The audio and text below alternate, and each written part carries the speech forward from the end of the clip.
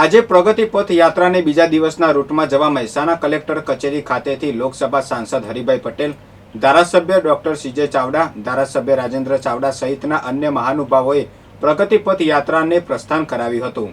આ યાત્રા બીજા દિવસે મહેસાણાથી નીકળીને વડનગર ખાતે પ્રેરણા સ્કૂલ વડનગર, ઐતિહાસિક અને ભવ્ય હાટકેશ્વર મહાદેવ મંદિર, અત્યાધુનિક મ્યુઝિયમ અને વડનગરના વિવિધ ઐતિહાસિક સ્થળોની મુલાકાત કરવામાં આવી હતી.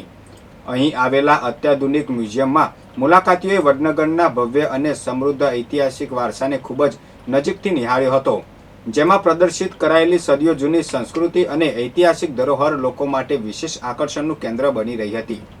આ પ્રગતિ પથ યાત્રાનો મુખ્ય ઉદ્દેશ્ય છેલ્લા 12 વર્ષોમાં થયેલા વિકાસ કાર્યો અને જનકલ્યાણની યોજનાઓથી લોકોને માહિતગાર કરવાનો છે.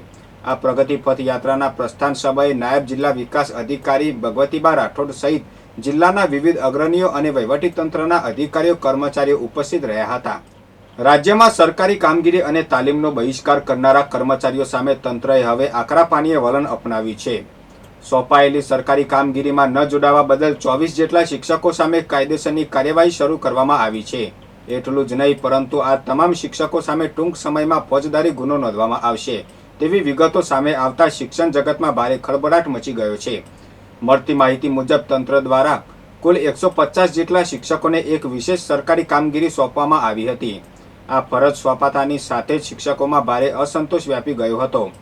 કામગીરીના ભારણ અને અન્ય વિરોધને પગલે શિક્ષકો અને વહીવટીતંત્ર સામસામે આવી ગયા છે અને બંને વચ્ચે ભારે ખેંચતાણ ચાલી રહી છે. વહીવટીતંત્ર દ્વારા આ કામગીરી અંગે અગાઉ સત્તાવાર હુકમ કરવામાં આવ્યો હતો અને તે માટે ખાસ તાલીમનું આયોજન પણ કરાયું હતું. જો કે આ હુકમ અને તાલીમ પૂર્ણ થયા બાદ પણ 24 જેટલા શિક્ષકો ફરજ પર હાજર થયા ન હતા. વારંવારની સૂચના છતાં આ શિક્ષકો કામગીરીથી અળગા રહેતા આખરે તંત્રએ શિસ્તભંગના પગલાં લેવાનું શરૂ કર્યું છે. બીજી તરફ વિરોધ કરી રહેલા શિક્ષકોમાં તંત્રના આ કડક વલણને પગલે ભારે રોષ અને અસંતોષ જોવા મળી રહ્યો છે. શિક્ષક સંગઠનો અને વિરોધ કરી રહેલા શિક્ષકોનું કહેવું છે કે તેમની રજૂઆતો સાંભળ્યા વિના જ તંત્ર દ્વારા એકતરફી અને દબાણપૂર્વકની કાર્યવાહી કરવામાં આવી રહી છે. હાલ તો આ મામલે તંત્ર નમતું જોખવા તૈયાર નથી અને આગામી દિવસોમાં આ 24 શિક્ષકો સામે પોલીસ ફરિયાદ નોંધાય તેવી પૂરેપૂરી શક્યતાઓ દેખાઈ રહી છે, જેના કારણે આગામી દિવસોમાં આ વિવાદ વધુ વકરે તેવા એંધાણ છે. મહેસાણાની જગ વિખ્યાત દૂધસાગર ડેરી દ્વારા પશુ આહાર એવા સાગરદાનના ભાવમાં મસમોટો ઝીંકાયેલા ભાવ વધારાને પગલે પશુપાલકો અને ઉત્તર ગુજરાતના સહકારી રાજકારણમાં ભારે ખળભળાટ મચી ગયો છે. ડેરી પ્રશાસન દ્વારા સાગરદાનની બોરી દીઠ ₹200 થી 250 સુધીનો અસહ્ય વધારો ઝીંકી દેવામાં આવતા પશુપાલકોમાં તીવ્ર રોષ ફાટી નીકળ્યો છે.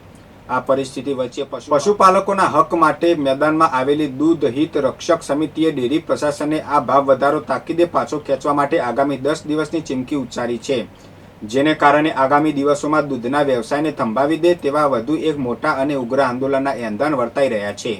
પાણીની અછત અને છેવાડાના ગામોમાં ઓછા પ્રેશરથી મળતા પાણીની લાંબા સમયની ફરિયાદો બાદ આખરે તંત્ર એક્શન મોડમાં આવ્યું છે.